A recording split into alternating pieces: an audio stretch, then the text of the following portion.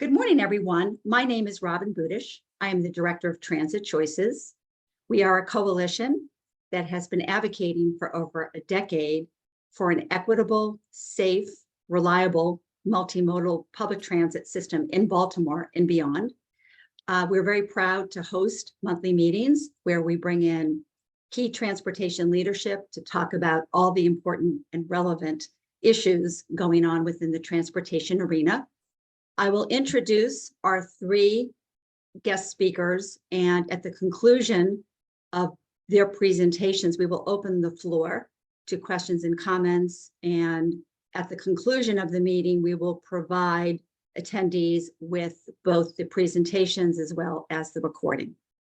So without further ado, it is my pleasure to welcome and introduce our three special guest speakers. Jon Laria, Commissioner of the Train Commission, Chair of the Baltimore Regional Transit Commission, Don Halligan, Senior Transportation Planner with the Baltimore Metropolitan Council, and Nick Henninger-Ayoub, who is the Director of Policy and Research with the Greater Baltimore Committee and the Train, also involved with the Train Commission. Their combined presentations today is titled A Look Ahead at the New Baltimore Regional Transit Commission and the Train Commission's 2024 work plan. So I would like to open this meeting presentation with Jon Laria. Welcome. Thank you, Robin. Can you all hear me well enough? Good. Yes. Well, thanks. Well, I'm Jon Laria. Many familiar faces here, and hopefully, we've seen each other before. I'm going to just make a few brief introductory remarks, and then Don and Nick are going to make presentations. There'll probably be a little bit of tag teaming. But let me just start off by saying my day job is as a lawyer at Ballard Spahr for many, many years. I have a long history doing sustainable growth work. Chaired the Growth Commission, Sustainable Growth Commission in the O'Malley administration, where we did really the last meaningful legislation on smart growth and transit-oriented development, I think, in the state. As a teaser, I'll tell you, those of you watching the governor's housing plan know that smart growth seems to be back. And you may not know that TOD is back big time because MDOT and the Maryland Economic Development Corp, MEDCO, have joint proposals out for all sorts of TOD studies in Baltimore and around the state. So a lot of optimism around that. I've also been chairing the Baltimore Transit Future Campaign, which is a joint effort of the Greater Baltimore Committee and the Greater Washington Partnership, two sort of mega business organizations. And the reason that's important is because I think most of us think that the business community kind of failed the larger community when the Red Line was canceled. And while I'm not sure that if that community had been more engaged, more aggressively engaged, it would have saved the Red Line. But I'm pretty sure that the Red Line was doomed without it. And we're not going to let that happen again. So you're seeing a lot of leadership there. And then finally, just sort of leading down the path with others, I served on the Baltimore Metropolitan Council's Regional Transit Funding and Governance Work Group in 22-23 that led to legislative activity on transit, which included the creation of the Baltimore Regional Transit Commission, BRTC for short, and the Train Commission, and one bill that failed, which was to study regional authorities, a hot topic, which I'm sure we'll get to for transit. And although that bill failed, it ended up in the charge of the Train Commission nonetheless. So it's still there to be addressed. I also, there's a little confusion between these commissions, as you might expect for people who aren't paying close attention. But the Train Commission has a two-year work plan. It goes out of business after it makes recommendations. The BRTC is basically perpetual until someone says otherwise. That's a lesson that could have been learned by the Baltimore Sun when they wrote in a editorial today, a staff editorial, just confused the heck out of it. What they said is actually quite right overall. Many of their observations about regional authorities, their observations about the system, they just kind of got themselves a little confused because they characterize us as a commission that by October is making a recommendation on authorities. I really don't know what that means, but there will be recommendations on authorities coming from the Train Commission because it is required to do so. And frankly, if the Train Commission didn't do that, I think BRTC would do it at some point because it is an elephant in the room that needs to be addressed, this question about authorities. So we really appreciate the opportunity to be here to talk about these two commissions. And I'll just start quickly with BRTC before turning it over to Don to really do the slides, which we've got a nice presentation. Prior to the BRTC, we were the only large city that did not have a board of any type, or supervisory board, accountability board, oversight board, et cetera. So I think the advent of BRTC is a recognition in the ecosystem, if you will, that we need more transparency and input into MDOT and MTA decision-making. And I say both because, and this group probably doesn't need to hear this or learn this, but we have this unified system now where everything runs through MDOT, largely everything runs through MDOT, including MTA. It has its advantages, but it also has its disadvantages, and that MTA's fate is tied to all the other modes. And at the end of the day, the secretary and really the governor get to decide kind of what goes where. Again, not a terrible thing in all instances, but has some problems. We'll come back to that at some point, but that's a sort of a big question. For us, for me as chair, there are really two mega themes. One is accountability, and the other is advocacy. The first is having greater accountability of MTA to its stakeholders, and you'll hear more about who's on the commission in a minute. And then also advocacy for MTA within the MDOT system, within the larger state budget process, et cetera. And for example, I'll be testifying at the MTA budget hearings tomorrow and Monday, just to be there and be supportive and be good advocates. I just want to zoom out for 1 second to say this. We are really at an inflection point in Maryland on these issues.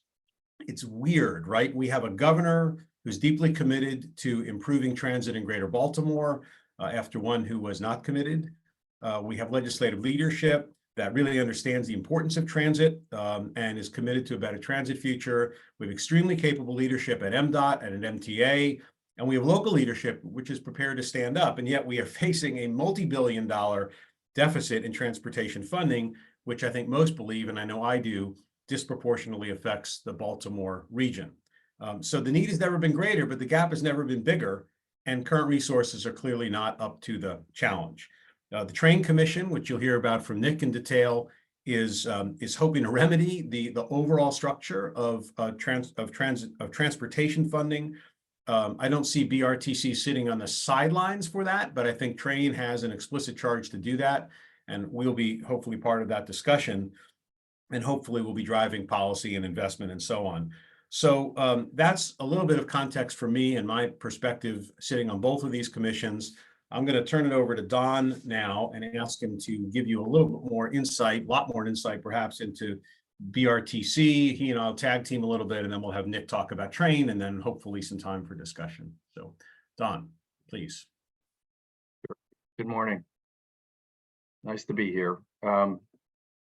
What I hope to do today is talk to you about the BRTC as Jon laid out.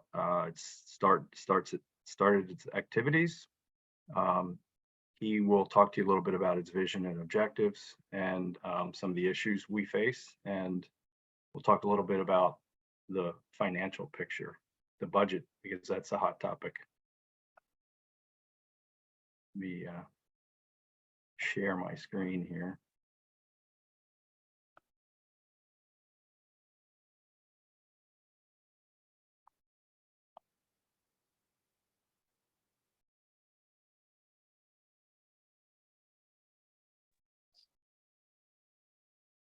So as I mentioned, I'll talk to you today about the BRTC. It was created by the General Assembly in 2023. It has an unusual provenance, as Jon mentioned. It emerged from work at the Baltimore Metropolitan Council.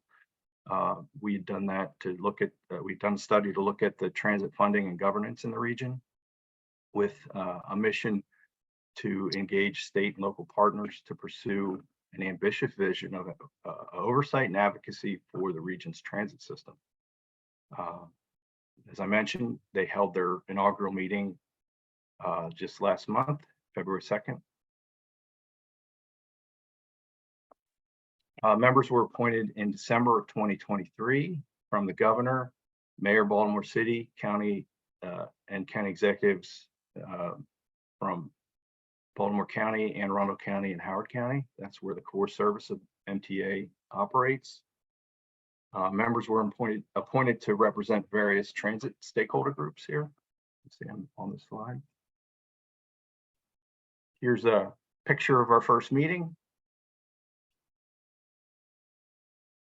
Commissioners began a process of learning about the challenges facing transit in the Baltimore region. And they heard from Administrator Arnold on that. Future meetings of the commission will begin to develop a forward-looking plan. And at their first meeting, they elected Chairman Laria to lead them. Here's the list of who's on the commission. There's 16 members, 2 from Anne Arundel County, 6 from Baltimore City, 4 from Baltimore County, 2 from Howard County. 1 is yet to be named. The county executive's appointee moved on to the Transportation Authority. 1 member from MDOT and 1 union member.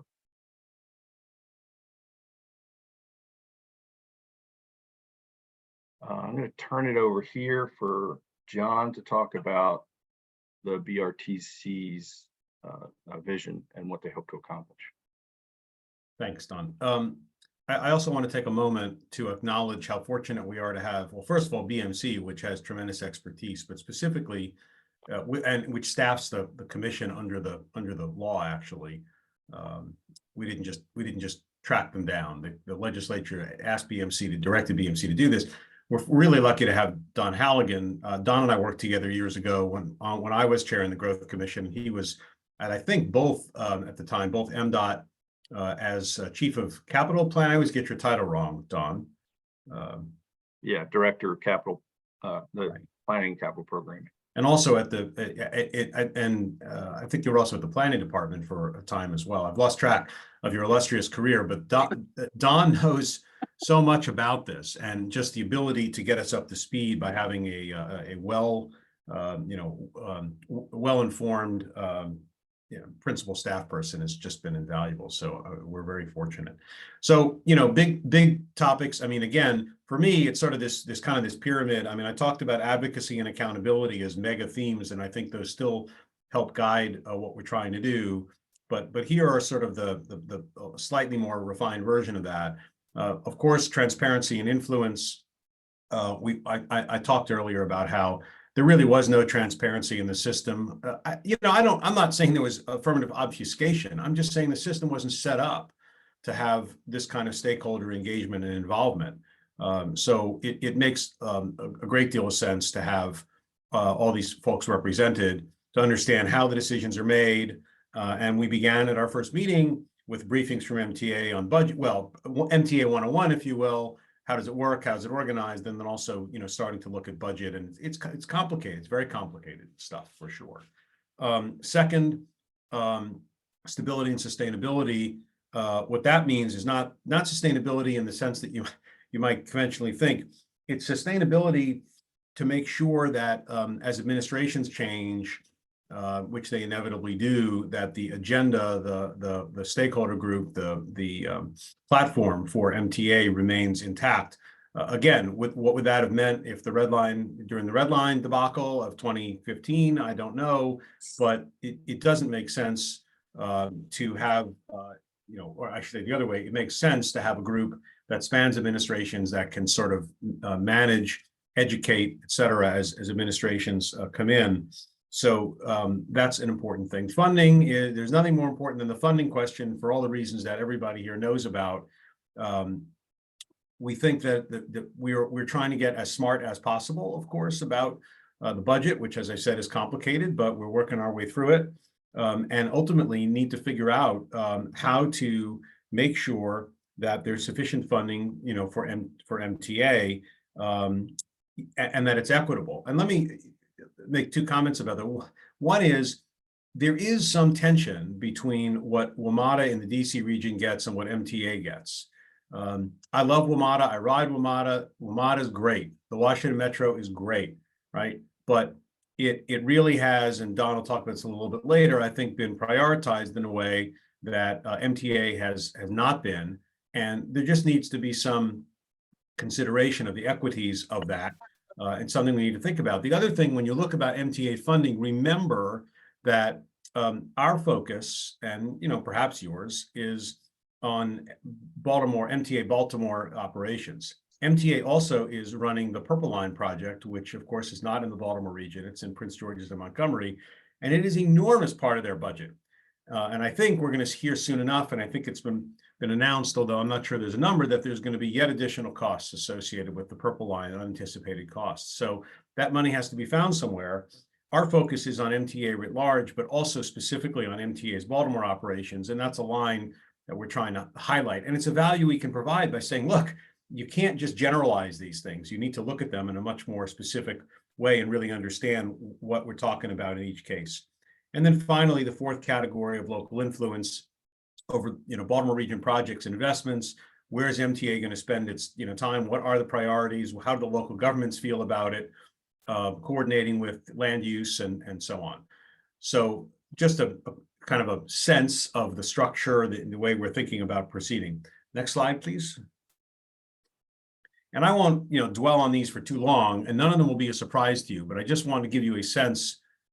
How do you make that train move, Don? That is great. Look at that thing. Vision and objectives. No surprises, but I think important to state. Strong partnerships. As I said, this is all about bringing more people to the table and having a more sustained effort by a more diverse group of people. And we really will. We really do want to foster cooperation, coordination, collaboration, communication, alliteration, and all of those other things, which I trust will be the case. If not, we will diagnose that and try and deal with that issue itself. But I'm hopeful, and thus far, I think we're seeing strong interest in those kinds of partnerships. Second, safety and security. Safety and security plans both for riders and employees. To make sure that the system is actually safe, is perceived to be safe, as you might expect, very important. Third, no small thing, champion the East-West corridor, Red Line, and I saw we've got folks representing Red Line. I think Allison's on the call. Red Line's a big deal. Got to figure it out. What is it going to look like? How's it going to get paid for? As I think Don may tell you, there is at the moment $100 million in planning money in the 6-year capital program, the CTP, $100 million in planning money and no construction money yet for the Red Line. So there's a lot of burden to carry with respect to not just where's it going to go and what mode is it going to be, but then of course how we're going to pay for it. Fourth, of course, generally and overarching resources. I think we've talked enough about that. Critically important to get that number up and to keep it in balance. Let's move on to the next slide, please. Customer service, I think, MTA performs quite well, especially in view of its resources, but MTA and lots there's always room for improvements in customer service, and we're going to be a conduit for customer concerns to be conveyed to and brought to MTA in a forum in which, we think there'll be responsiveness and cooperation. 6, workforce. The union that represents the transit workers is actually on the commission, represented on the commission. We spent time at the last meeting, and we'll have a continued node of activity around the question of employees. MTA's vacancy rate is actually pretty good considering what the market is, but it's always a challenge to hire. And of course, then you have to create an environment in which people want to stay. 7th, education. We're trying to have some visibility. I've been very gratified by the attention that's been paid to the commission and by these issues. It's really a top tier issue in the region. We want to sustain that. And finally, a legislative agenda. And we'll talk a little bit about that later. But that's a little bit of this session, and then of course the sessions to come. So that's just an overview of the kinds of things we're talking about. Probably no surprises, but I want you to be assured that we're trying to cover all of these bases as best we can. I think Don, back to you. Yeah, Yes, so I want to give you a little sneak peek at what we're going to be doing the next year, in the upcoming part what's left of the year. I can't believe I'm saying that at the end of February. But we're going to meet again in March 8th, where we're going to continue the budget discussion, talk a bit about the legislative session, how's it going, what are some of the major bills that are going to impact MTA and the lots. We're going to talk about some of the MTA's major projects like the Red Line, has been mentioned, Frederick Douglass Tunnel, zero emission buses, those sorts of things. And then throughout the year, we'll hit key dates to talk about. In May, we're going to talk about the legislative wrap up, talk about the regional transportation plan. Hope to have a briefing on State Center, TOD. And then in June, we'll talk about bylaws for the commission, how the commission is going to operate. Continue the budget discussion because they'll be putting together a draft CTP. And in September, we're going to see the draft CTP, hear about MTA's budget again, talk about operating capital budgets there, and begin to draft our annual report that we have to draft. And in November, we're going to finalize and adopt the annual report, hear from MTA on the regional transportation plan, and then look forward into the session. So what I hope to do at this point is talk about the financial picture. It's very complicated at MTA and in a larger sense MDOT. I will say that it's encouraging that there's more money available for transit in this 6-year period that it's in front of the General Assembly now than it was in the current budget. This change provides an opportunity to invest in transit, obviously, and its services. However, the refocusing of funds also means heightened competition between improving what we have, things like expanding services, what do we do about the Red Line, and doing what's necessary to keep things working optimally. Don, I think you've got you're one slide behind, if I may. Yeah, I'm getting to this slide. I'm sorry. And I wanted to set this up so that it's I don't trigger people because it's going to be a lot of numbers. And I don't want to put anybody to sleep, but I'm going to start from the broad to the narrow. This is the broadest set of information. Comes out twice a year. This is the financial forecast that the department does. They do it twice a year, as I mentioned. It mostly matters in November when they're preparing the budget for the General Assembly. So it comes out in November. This is established by the department with guidance from the Bureau of Revenue Estimates and the Spending Affordability Committee of the General Assembly. It sets levels available for the Transportation Trust Fund, like its bonding capacity, its capital program, its operating program, and defines budget levels by mode. It's the first indication that the public sees of the operating budget. So it's an important document. What you see on this slide at the top is the summary of operating expenditures for the years fiscal years 2023 to 2028 with a total, and then the years in between by modal administration on the left, and on the right is the total. So this is the current budget 23 to 28. This is the proposed budget.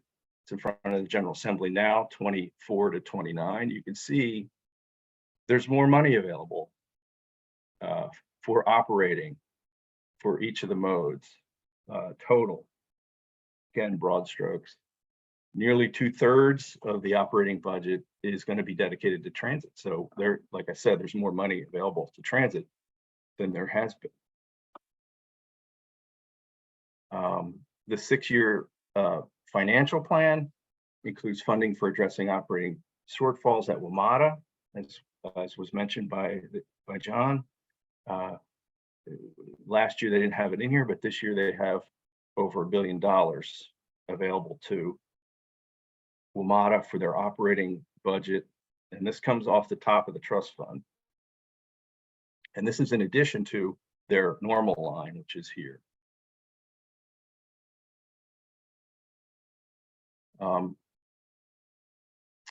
I'm going to move here to the capital program, which begins to narrow, well, obviously defines the capital budget.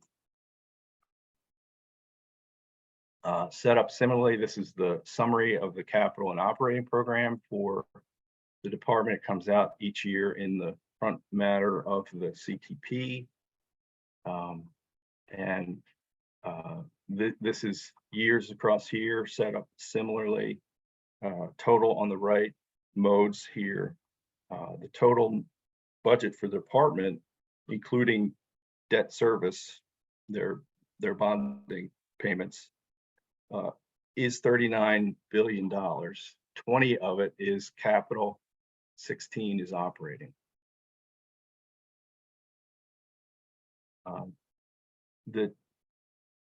The chart from the final CTP shows in broad strokes how MDOT allocates its budget among its 7 modal administrations. The largest share of the budget goes to the MTA, which receives about $7.3 billion, or 19% of the budget if you add the capital and operating together. The chart shows us, like as I mentioned, there's more money available to transit, WMATA, and MTA over the 6-year period when you compare this chart to last year's chart.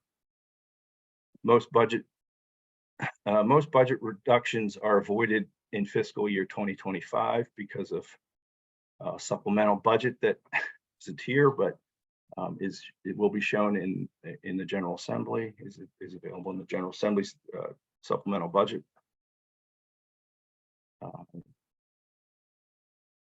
And it fills in some of the holes that for that 1 year that would have existed had the governor not provided that supplemental budget. The MDOT budget also includes reductions from planned spending to ensure spending fits within available resources. Some of these reductions require changes to the law, so they'll change that in the BRFA. That's the Budget Reconciliation and Finance Act. And they'll need to alter some of that for things like zero emission buses. They'll save about $20 million a year in the capital program if enacted. And the CTP discusses the amounts shown.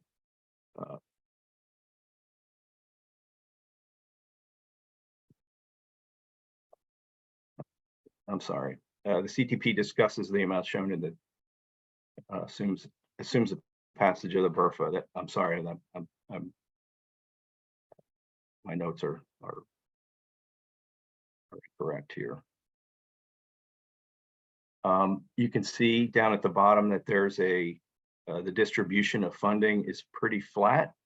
Typically, it's skewed toward, in a good period, it's skewed toward the current budget year. So these numbers would be higher here than they are here. But here it's relatively flat throughout the program period. It's because we anticipate some problems, and I'll show you a little later what those problems are in these years. So this is this compares MTA's last year's line to this year's line, 23 to 24. 20 at FY 23 to 28 to 24 to 29. And you can see they're into FY 25, they are down money, as I was trying to say before. But in other years they are up. So As I was mentioning, the good news is there's more money available for MTA overall, but they have a problem here, particularly here. This chart also, this slide also shows what's going on with the purple line, because that's a significant part of MTA's budget. Is now the pig and the python, and there, as was mentioned, there's more in this current proposal. There's $450 million needed to construct the purple line than there was in last year's line. The overview came out for MTA yesterday, and it indicates that there's even more money that's going to be required to add to this total this year to finish the project. We heard recently about an announcement for new light rail cars. That's welcome, but we hope that finding the match to that doesn't impact other parts of the Baltimore transit system, because they're going to have to rob Peter to pay Paul to make that to find that match, and we hope it doesn't impact the system here. In summary, here, while the promise of the Train Commission's search for new revenues represents a positive sign, the challenges of inadequate resources presents significant hurdles in achieving a robust and efficient transit system. And said really more plainly, there's just not enough money to meet the demands of the existing system, let alone enhancing and improving it. And we all really need to work to change that. And that's what I hope to see happen with the Transit Commission. Thanks, Don. So that tees up Nick, who's going to tell us how the Train Commission is going to fix the problem that Don just described. Have at it, Nick. Thank you. Yeah, just a very small responsibility to follow up with, and we certainly have been branded a bit as the cavalry coming to save the day, and I think we're consistent with that theme here. So no pressure at all. Let me just go ahead and share my screen. Let's see. All right. It'll just be 1 second.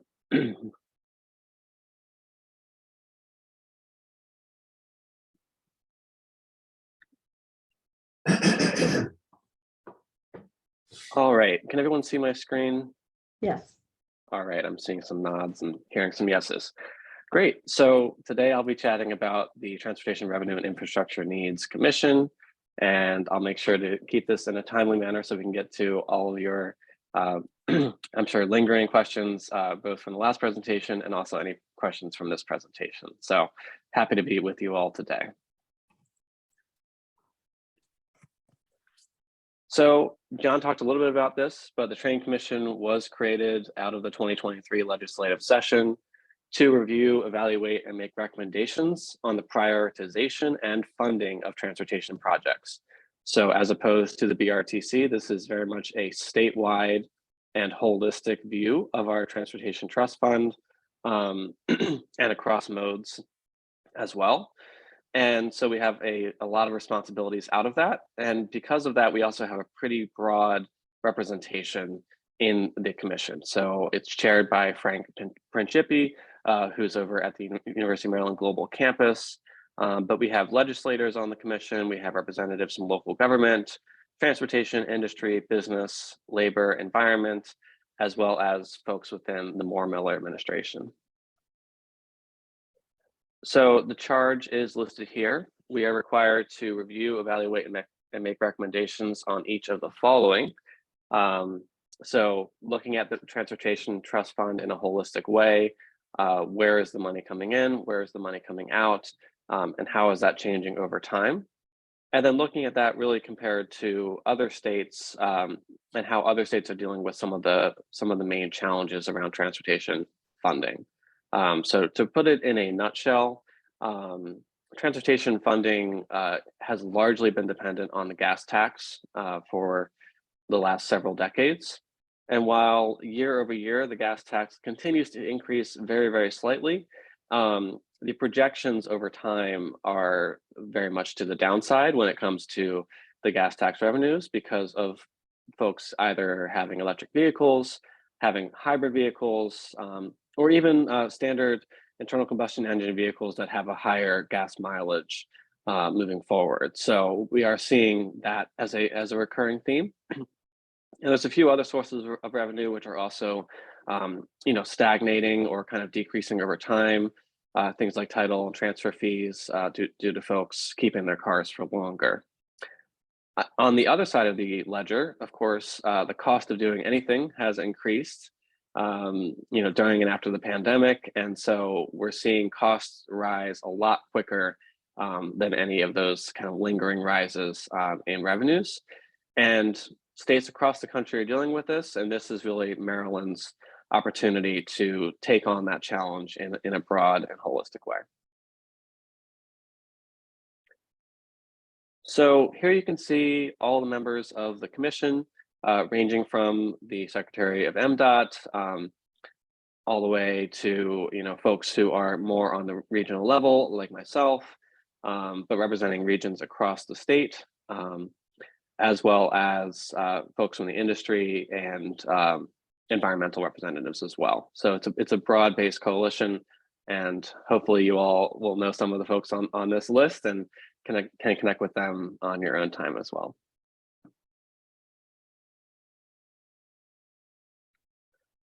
So in 2023, we didn't have a ton of time to really put together a lot of recommendations. And so part of the problem, I think, at least leading into the session, not so much now that we're about halfway through the session, but leading into the session, I think a lot of folks said, oh, the Training Commission is going to come with these great recommendations. That's going to solve all of our problems. And unfortunately, it's very hard to do that across 4 substantive meetings. And then in December, the 5th meeting there, really looking at what our interim recommendations would be. And so we do have some interim recommendations, which I'll talk about. But at the same time, the bulk of our work does remain ahead of us for 2024. And there's a lot of really important stuff that we did not get to talk about in the 2023 calendar year. So among those interim recommendations, the first has to do with registration fees. So there was a big debate, which I was happy to be a part of, around whether we should increase registration fees just among electric vehicles and plug-in hybrids, or whether a smaller increase across the board will be appropriate to not disincentivize the adoption of EVs and plug-in hybrids. In the end, the commission took a neutral approach. So even though some of the reporting on this has really been slow to see the option here of increasing registration fees for all drivers, something in the range of a $10 increase would raise about as much as a $200 increase for EVs. But this is a recommendation that was put forward with both options in hand. And we'll see a little bit later on how this was turned into a bill in this current session. Recommendation 2 here does mention a bit of MVA having the opportunity to explore different fee amounts for low-income individuals. And to the best of my knowledge, this hasn't been taken up quite yet. So the second main aspect of the recommendations coming out of the 2023 cycle was really looking at tolling. So remarking that MDTA toll revenues remain solely within MDTA facilities. So anytime you're going through a toll, you are funding that tunnel, that bridge, and maybe a couple miles before or after that. But none of those dollars, except for in very, very specific circumstances, will go into the Transportation Trust Fund. And so trying to both allow for some toll increases across the board, as they haven't been raised since they were cut in 2015, while also making sure that that new revenue can flow into the Transportation Trust Fund for a broader set of possibilities across the state. So this is an active bill as well, and we can talk about that a little bit later. And then part 3 really has to deal with the Consolidated Transportation Program, or the CTP. So as we know, there was a lot of back and forth in the last 6 months or so about how the CTP was drafted. Bringing an unbalanced CTP to the roadshow for perhaps the first time, and then going back later and making some additions and some cuts to that CTP. So there certainly was some, a lot of folks who are upset about that, both when it comes to the MTA, transit advocates, but also when it comes to folks in some of the smaller counties who had a lot of their projects cut and didn't have a lot of time to prepare for that. And so making a few recommendations here to really revamp that process. And this is a broader thing that's going to take years to implement, but changing that process to be more in line with best practices from folks from states like North Carolina, and really having more transparency throughout. So this recommendation addresses that. Recommendation 5 also really lays out what some of the key aspects of that would be, and some of the ways that the CTP can better align with our goals as a state. And I don't have time to get through each of these, but you can see several of them listed here. And then when it comes to recommendation 6, again, this is about the CTP, talking about those prioritization letters that each county or the city will submit, making sure that there's a way to standardize those and also support those local governments as they're submitting those to best advocate for themselves. So coming out of the 2023 session, like I said, it was very much 2023 Train Commission. I would say it was very much an abbreviated schedule. And while there are a ton of funding bills and other transportation related bills on the docket for this legislative session, I really wanted to hone in on the specifics here. So we do see Senate Bill 131 talking about a more equitable distribution of projects, and folks can check out that bill and kind of learn more. When it comes to the EV fees, so again, there was an option for an increase across the board, but Senator Gazone and Delegate Fraser Hidalgo did put forward an option for an EV fee. And so that is moving its way through both houses. And then when it comes to real revenue generation possibility, we do have Delegate Corman and Senator Gazone on the Maryland Toll Rate Reform Act. This would allow for toll rate optimization at each of our tolling facilities, and then having, in effect, all the extra dollars that would create put into an overage account for the use of the Transportation Trust Fund.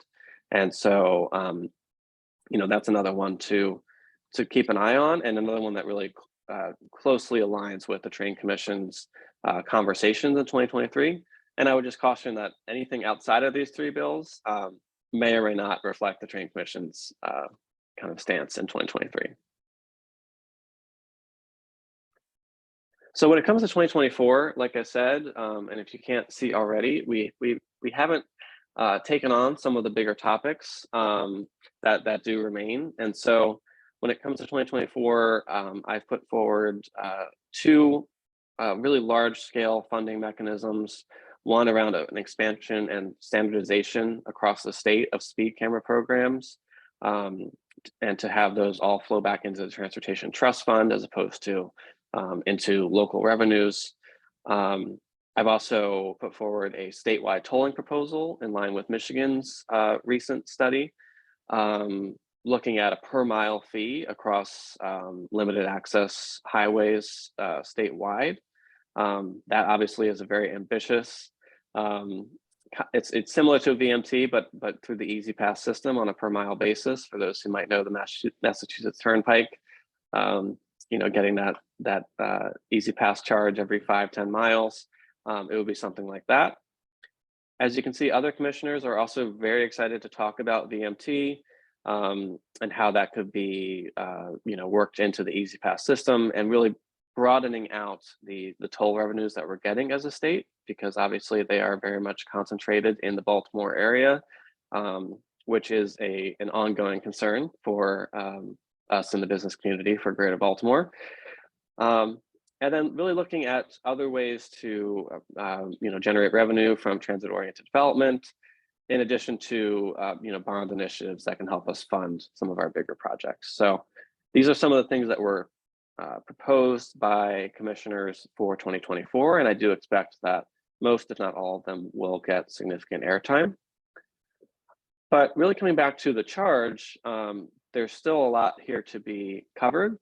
So I've bolded a few that I think are really key. So obviously, we're always going to be talking about the funding sources and structure of the Transportation Trust Fund, but then looking at number 4 from the charge here, P3s, how can we move forward on P3s? There's been a lot of back and forth, and the way that the purple line got started and how it's turned out has certainly brought up some questions around P3s, but finding a way to move forward in a smart way for our state is certainly on the table. And then 7, 8, and 9 here, as John said, regional transportation authorities is a big topic, and making sure that we are balancing our desire for local control while also making sure that we're maximizing dollars from across the state to be able to fund our local projects. So it certainly is a balance and an extended conversation to make sure that if we did move to an authority model, we wouldn't be any worse off than we currently are as a region. And then looking at, again, sustainable long-term transportation funding, moving away from the gas tax, and then finding ways to improve project delivery, making projects cheaper and faster whenever and wherever possible. So thank you all. That's my presentation. And as my main job, I am the Director of Policy and Research for Greater Baltimore Committee, so I'm happy to connect with you all on this topic and a variety of other topics as well. Thank you. Thanks very much. Nick, if you would be kind, thank you so much. We want to express our sincere gratitude and appreciation to John, Don, and Nick for sharing these incredibly detailed, relevant, and important presentations with us. We are also very, very fortunate to have such, a dedicated and knowledgeable team of, professionals working on these complex issues. And Transit Choices, remains staunch supporters of your work, and we will continue to advocate on your behalf. So we thank you. We'd like to open the floor to questions, comments, and feedback. If you would like to raise your hand, I will call on as many individuals as possible, and also you have the opportunity to use, the chat mechanism. So, Jimmy, did you want to make a statement before I go to Klaus? Well, I'd like to echo your comments on thanking John, Don, and Nick, and how lucky we are to have such well-valued and dedicated people to translate what we're advocating for, which is a better public transit system, into the realities of how you make that happen. I mean, the thing that impresses me is how complex it is. And we're just advocating for better transit means nothing until you deal with the details of the complexity of getting it. And we're very fortunate to have the governor, to have the Greater Baltimore Committee, the Greater Washington Partnership, the business community, all working towards the same goals. And so I thank you all for that. Thank you, Jimmy. Klaus? Yeah, thanks for this insight into the actual complexity, yes. And in all the complexity, it's of course easy to forget the bigger picture. And the big picture in my mind is connecting all this to climate change and to our climate goals. And we know that transportation is the largest emitter. And so when we are looking at our budget, I think it is, and on the revenue enhancement strategies, important that we are not disincentivizing our climate goals. So anything that punishes EVs seems like totally backwards to me, and shouldn't even be considered when we are trying to get folks to have fossil fuel transportation, fossil fuel free transportation. And so we should really then also look at carbon pricing as there was a discussion to bring transportation into the similar regiment as Reggie. And California is doing that. That would be a revenue source. I didn't see that on the list. And then we should look also as to where we spend the money in transportation and in transit in particular. So when I hear about this vehicle replacement in the light rail system in Baltimore, I think that is a very questionable expenditure after we have just finished or barely finished the midlife overhaul, which was $150 million. And to now throw these vehicles out seems like not good to me. I mean, I know the system is not reliable, but we need to fix the systems, the tracks, the overhead catenary, the signals, all those things they need the money, not the vehicles. And so the P3, when we're looking at the purple line and that huge budget hole that comes from the purple line, and then in the future for revenue enhancement, we are looking at more P3s. I would like to hear some bit more about the lessons learned. That obviously the purple line is not the model that we want to use. So that would be my comment, to go really back to our bigger goals of climate change and tie that to this. Thank you. Would any of our guest speakers like to respond to Klaus's comments and feedback? Well, I would just say I totally agree. And that's part of why I really fought back against the EV fee without having a broader option across the board. And but as you can see, it's moving forward as legislation, and we'll see how that goes with just the EV fee. So, I think that it replicates a lot of states that we don't want to replicate when it comes to having EV fees and having EV fees that are really slowing down the adoption. So DC, for instance, has a negative EV fee, which seems to make a lot more sense. But in the longer term, I think using the gas tax as a way to continue to incentivize folks to move towards EVs is a smart option. That might not be now, but at some point, similar to taxing cigarettes, I think the gas tax is a way to push in that direction, and then to use that funding for climate change mitigation.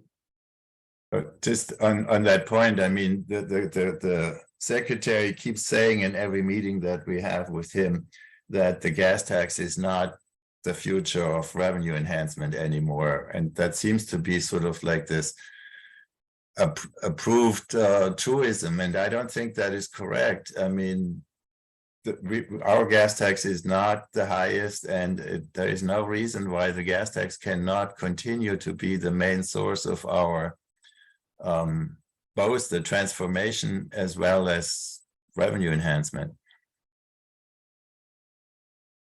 Thank you, Klaus. I'd like to ask a favor, perhaps John, of you. I have lost my chat functionality, but I know that Joe, you had a comment in the chat. Would you like to share that with the group, or would you like us to read that?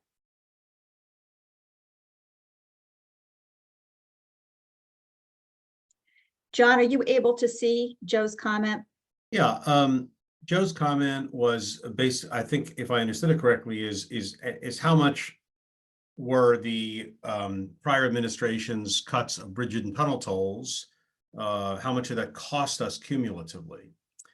I think, and I really don't want you to quote me on this, but I think, unless Don or someone is, I think we asked this question at Train, and the number was about $500 million over cumulative. Now, frankly, especially since people I see, for example, Daniel Zawadny on here, but thank you, Daniel, for your excellent reporting on this. But I just want to get that number right. But I think that was the number, because we also had the same question, and I have it in my notes, but I don't have it with me. And perhaps Don or Nick know or remember more clearly. That is the number that was given. It did seem a little low at the time. So I think there's maybe some more investigation needed, but particularly when we talk about cumulatively over almost 10 years now. The number's an estimate, so I'm not sure what it is. Thank you, John. May I impose upon you? Are there other comments in the chat? Oh, I didn't, sorry, I've forgotten that I was, give me 1 second. Let's see. Scrolling up here. Let's see. Sue commended Klaus. Is that a comment? That's great. There you go. Jim Lianos, really a statement more than a question. Perfectly. So Jim, I don't know if that's something you wanted to raise. I think it speaks for itself in the chat, but Okay. certainly. Are there any other questions that are posed for the guest speakers?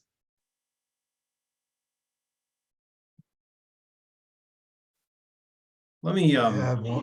oh, I'm sorry. No, please, I'd rather hear that. Go ahead. I doubt that you would, but anyway. My question is that in the budget line for capital through 29, are those what constitutes, or what percentage of known project constitutes that budget line? I'm not sure I follow your question, but yeah, You've got a budget that shows, I'd have to go back to a screen that I don't know, but you have 23 through 29 capital budgets. You have a capital appropriations request, right? I'm asking, here we go. I'm asking of those dollars, which are total capital of whatever, for any, right? How much of that is obligated to known projects? All of it.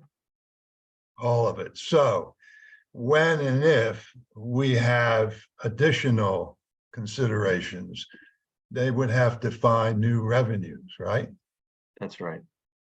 Okay. Or That's what I want. they'd have to slow something down, stop something.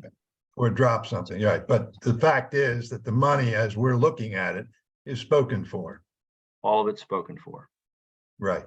Okay, thank you. And And it's my understanding of these is that it's, and I rely on Don for this, but my understanding of these is that, these numbers are built up from assumptions about things they're actually going to do.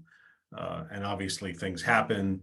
You have, for example, we've got this new purple line additional cost. Well, that has to come from somewhere. Where is it going to come from? Is it going to come from a different source entirely? The governor tapped the rainy day fund to restore the $150 million in cuts earlier this year, which I'm sure everybody, a couple months ago, everybody looked at. That source was rainy day fund. They didn't move it from the left side of the CTP to the right side of the CTP. They actually went and got it from somewhere, somewhere else.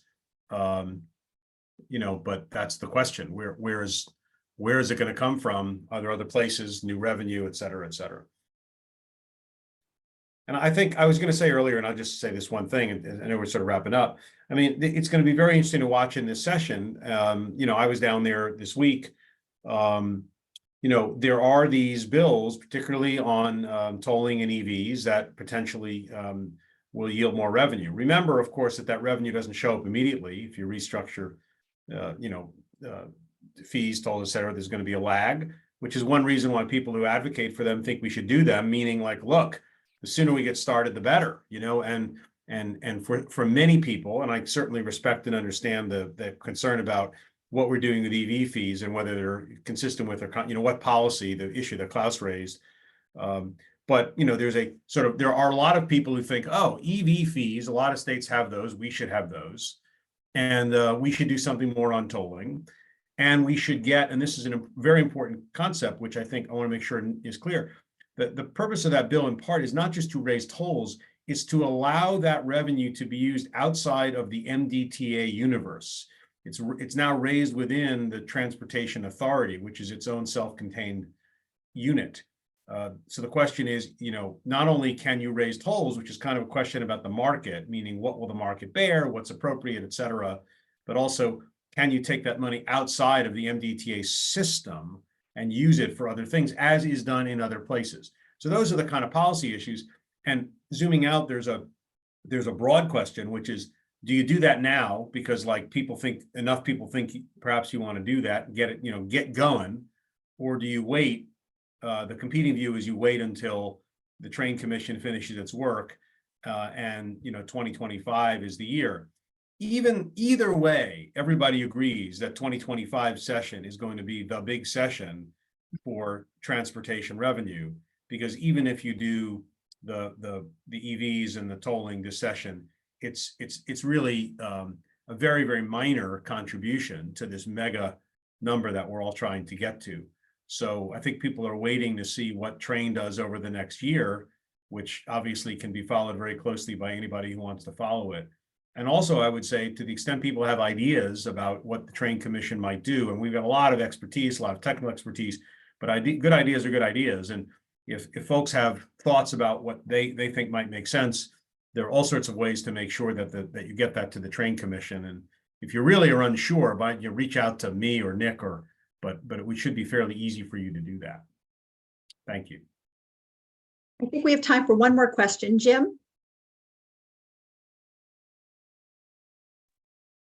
I have to find all the buttons. I'm sorry for the delay. There you go. I just had a thought. One thing we haven't talked about is local contributions to these various fund shortfalls. And there have been, over the years, many proposals made for how such funds could be raised, particularly in the locales of the transportation service. A lot of statements have been made as to how much rail, for example, surpasses bus service in terms of raising real estate values. Well, I don't know that it's wise for us not to really force local governments to get involved in these kinds of things and become contributing participants. I think local people are the beneficiaries of the services and they need to pay. I don't think it's always a transfer from some other system that makes the best sense. I would just thank you, Jim. And I would just say, and I know we're out of time, but that is sort of at the root of the authority question. I mean, the authority is a governance model, but it's also a funding model. And typically one of the things that happens typically when you create a regional authority is that there's more local contribution. And so it's all wrapped up in the same question, and the authority issue is clearly going to get studied over the next year. The Train Commission is obligated by law to make recommendations. BRTC will probably look at it in some as well. And there's just been a lot of discussion, but you have to take it very carefully because what I don't want to see happen is for the state to start to think an authority is a good idea because it will cost the state less, simply because it will cost the state less. People are trying to reduce the state's costs here. And you can say, well, if we have a local authority, then somebody else will pay for it, which is a very, very sort of, superficial way of looking at it, because at the end of the day, that burden has to shift somewhere where it can be borne. It has to be borne by, can the local governments be responsible for that? Can the riders, particularly in lower income communities, be responsible for that? So that's all going to get end up in the pot and stirred around as we have a serious discussion. And the only other thing I would say, Jim, about your point is I do understand the sort of, I understand why someone, for example, in Western Maryland might say, why am I responsible for Baltimore area's transit system? But, you know, these systems are all drivers of a state economy that is, you know, we all benefit from in many respects. And for example, there are things that urbanites do to help Maryland agriculture. There are things that Maryland agriculturists do to help, you know, urban transit. And at some point, you have to sort of figure out what is equitable, and to not overly balkanize, you know, the way we look at the state, because these things are fundamentally contributors to a state economy, certainly a regional economy, and also a state economy. So it's going to be very, very interesting. It's a discussion that clearly needs to be had. I cannot begin to prejudge what the outcome will be, but there's a lot of talk about the authority question. And as we start to peel that onion, I think people are going to realize that there are pluses and minuses to the model, including those, Jim, that you've raised. So those are my thoughts about it. Well, thank you. Before we say goodbye for today, I just wanted to mention two very important upcoming events that Transit Choices will be hosting in partnership with Baltimore and the Central Maryland Transportation Alliance. We are holding two transportation forums, one on Wednesday, March 27th for the City Council President candidates, and the second is on Thursday, April 11th, for the mayoral candidates to speak about transportation. These events will be held at the Real News Network in downtown Baltimore. So please keep a lookout for those events. Our forums are specific to transit. We are asking these candidates to share their transit platform and priorities. So we're looking very forward to an interesting, and engaging conversation about what they plan to do on that front should they win the election. So on that note, we want to thank each of you for joining us today. We always say this, we mean it sincerely. Without your participation and your ongoing support, none of this would be possible. And to our featured guest speakers, thank you again on behalf of Transit Choices for sharing part of your day with us and your knowledge and expertise. So we look forward to seeing everyone again soon, and we wish you a wonderful day. Take care.